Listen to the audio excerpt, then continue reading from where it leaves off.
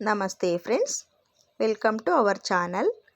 ನಾವೆಲ್ಲರೂ ಚೆನ್ನಾಗಿರಬೇಕು ಅಂತ ಮನಸ್ಫೂರ್ತಿಯಾಗಿ ಆಶಿಸ್ತಾ ಈ ವಿಡಿಯೋ ಸ್ಟಾರ್ಟ್ ಮಾಡ್ತಿದ್ದೀನಿ. ಈ ಕಸ್ಟಮರು ಹಾಫ್ ಕಾಲರ್ ನೆಕ್ ಕೊಟ್ಟು ಸ್ಟಿಚ್ ಮಾಡಿ ಅಂತ ಕೇಳಿದರು. ಹಾಗಾಗಿ ನಾನು ಹಾಫ್ ಕಾಲರ್ ನೆಕ್ ಕೊಟ್ಟು ಈ ಚೂಡಿದಾರ್ ಟಾಪ್ನ ಸ್ಟಿಚ್ ಮಾಡಿದ್ದೀನಿ. ಸ್ಲೀವ್ಸು 3/4 ಸ್ಲೀವ್ಸ್ ಕೊಟ್ಟಿದ್ದೀನಿ. ಹಾಗೆಯೇ ಇದು ಬ್ಲಾಕ್ ಕಲರ್ ಫ್ಯಾಬ್ರಿಕ್ ಇರೋದ್ರಿಂದ ನಾನು ವೈಟ್ ಕಲರ್ ಬಟನ್ಸ್ ಕೊಟ್ಟಿದ್ದೀನಿ, ಚೆನ್ನಾಗಿ ಕಾಣುತ್ತೆ ಅಂದ್ಬಿಟ್ಟು. ಈ ಕಸ್ಟಮರು ಸೇಮ್ ಇದೇ ರೀತಿ ಪಿಕ್ಚರ್ ನನಗೆ ವಾಟ್ಸಪ್ಪಲ್ಲಿ ಶೇರ್ ಮಾಡಿದರು, ಈ ರೀತಿ ಸ್ಟಿಚ್ ಮಾಡಿಕೊಡಿ ಅಂತ ಹೇಳ್ಬಿಟ್ಟು.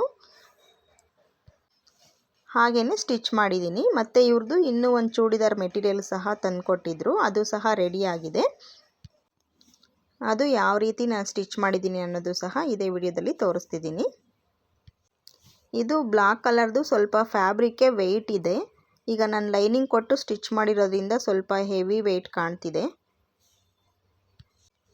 ಈ ಕಸ್ಟಮರ್ ಕಡೆಯಿಂದ ಕಾಲ್ ಬಂತು ರೆಡಿ ಆಗಿದೆಯಾ ಅಂದ್ಬಿಟ್ಟು. ಹಾಗಾಗಿ ಈಗ ಬಂದು ತೊಗೊಂಡು ಹೋಗ್ತಿದ್ದಾರೆ ಅವರು. ಅದಕ್ಕೋಸ್ಕರ ಫೋಲ್ಡಿಂಗ್ ಎಲ್ಲ ಮಾಡಿ ಇಡ್ತಾ ಇದ್ದೀನಿ. ಇವ್ರದ್ದು ಇನ್ನೊಂದು ಡ್ರೆಸ್ಸು ಸ್ಟಿಚ್ ಮಾಡಿದ್ದೀನಿ ನೋಡಿ, ಈ ರೀತಿ ಇದೆ. ಇದು ಚೂಡಿದಾರ್ ಟಾಪು. ಇದಕ್ಕೆ ಹಾಫ್ ಸ್ಲೀವ್ ಕೊಟ್ಟಿದ್ದೀನಿ. ಅವರು ಒಂದಕ್ಕೆ 3/4 ಸ್ಲೀವು ಮತ್ತು ಇನ್ನೊಂದಕ್ಕೆ ಹಾಫ್ ಸ್ಲೀವ್ ಕೇಳಿದರು. ಹಾಗಾಗಿ ಈ ಡ್ರೆಸ್ಗೆ ನಾನು ಹಾಫ್ ಸ್ಲೀವ್ ಕೊಟ್ಟು ಸ್ಟಿಚ್ ಮಾಡಿದ್ದೀನಿ. ಫ್ರಂಟಲ್ಲಿ ಇರುವಂಥ ಎಂಬ್ರಾಯ್ಡರಿ ಡ್ರೆಸ್ ಮೆಟೀರಿಯಲಲ್ಲೇ ಬಂದಿತ್ತು. ನೆಕ್ ನೋಡಿ ಈ ರೀತಿ ನಾನು ಸ್ಟಿಚ್ ಮಾಡಿದ್ದೀನಿ. ಚೂಡಿದಾರ್ ಮೆಟೀರಿಯಲ್ಲು ಇದು ತುಂಬಾ ಚೆನ್ನಾಗಿದೆ ಟಾಪ್ ಪೀಸು. ಇದನ್ನು ಅಷ್ಟೇ ಸ್ವಲ್ಪ ಮಂದ ಚೆನ್ನಾಗಿದೆ.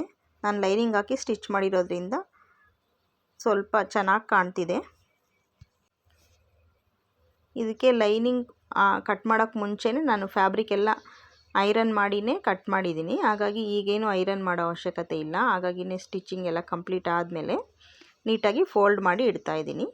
ಬ್ಯಾಕ್ ಸೈಡು ಸ್ಕ್ವೇರ್ ನೆಕ್ ಕೊಟ್ಟಿದ್ದೀನಿ. ಹಾಗೆಯೇ ಬ್ಯಾಕ್ ಸೈಡು ಕಟ್ಟೋದಕ್ಕೆ ಟ್ಯಾಗ್ ಕೊಟ್ಟಿದ್ದೀನಿ. ಇದು ಚೂಡಿದಾರ್ ಟಾಪು ತುಂಬ ಲೆಂತಿಯಾಗಿ ಅವರು ಸ್ಟಿಚ್ ಮಾಡಿಸ್ಕೊಂಡಿದ್ದಾರೆ. ಫ್ಯಾಬ್ರಿಕ್ ಎಷ್ಟಿದ್ರೆ ಅಷ್ಟು ಸಹ ಲೆಂತಿ ಕೊಟ್ಬಿಡಿ ಅಂತ ಕೇಳಿದರು. ಹಾಗಾಗಿನೇ ನಾನು ಸ್ವಲ್ಪ ಲೆಂತ್ ಜಾಸ್ತಿನೇ ಇಟ್ಟು ಫ್ಯಾಬ್ರಿಕ್ ಎಷ್ಟು ಲೆಂತ್ ಇತ್ತೋ ಅಷ್ಟನ್ನು ಯೂಸ್ ಮಾಡಿ ನಾನು ಸ್ಟಿಚ್ ಮಾಡಿದ್ದೀನಿ. ಈ ಚೂಡಿದಾರ್ ಮಟೀರಿಯಲ್ ಜೊತೆಗೆ ಟಾಪು ಚೆನ್ನಾಗಿದೆ, ಆದರೆ ಪ್ಯಾಂಟ್ ಪೀಸು ಲೈನಿಂಗ್ ಥರ ಕಾಣ್ತಿತ್ತು.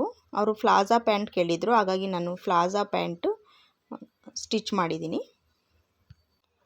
ಈ ಚೂಡಿದಾರ್ ಟಾಪು ಯಾವ ರೀತಿ ಕಟ್ ಮಾಡಿದ್ದೀನಿ ಅನ್ನೋದು ನಾನು ವಿಡಿಯೋ ಶೇರ್ ಮಾಡಿದ್ದೀನಿ, ಚಾನಲಲ್ಲಿದೆ. ಇಂಟ್ರೆಸ್ಟ್ ಇರೋರು ನೋಡ್ಬೋದು. ಇನ್ನು ಇದಕ್ಕೆ ನಾನು ಪ್ಯಾಂಟು ಸ್ಟಿಚಿಂಗ್ ಎಲ್ಲ ಕಂಪ್ಲೀಟ್ ಆದಮೇಲೆ ನೋಡಿ ಈ ರೀತಿ ಕಾಣ್ತಿದೆ ಪ್ಯಾಂಟು.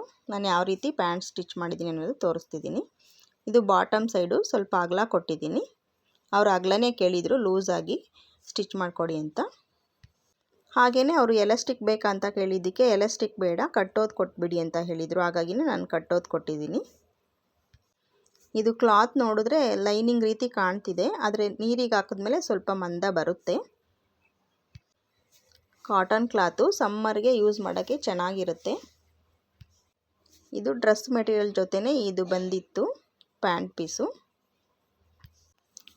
ಇನ್ನು ಈ ವಿಡಿಯೋ ಇಷ್ಟ ಆಗಿದರೆ ಈ ವಿಡಿಯೋಗೆ ಒಂದು ಲೈಕ್ ಕೊಡಿ. ಹಾಗೆಯೇ ನಿಮ್ಮ ಅಭಿಪ್ರಾಯನೂ ಕಮೆಂಟ್ ಮೂಲಕ ತಿಳಿಸಿ. ಇದು ಬ್ಲಾಕ್ ಮೆಟೀರಿಯಲಲ್ಲಿ ಸ್ವಲ್ಪ ಕ್ಲಾತ್ ಉಳಿದಿತ್ತು, ಹಾಗಾಗಿ ನಾನು ಅವರಿಗೊಂದು ಹೇರ್ ಬ್ಯಾಂಡ್ ಮಾಡಿದ್ದೀನಿ.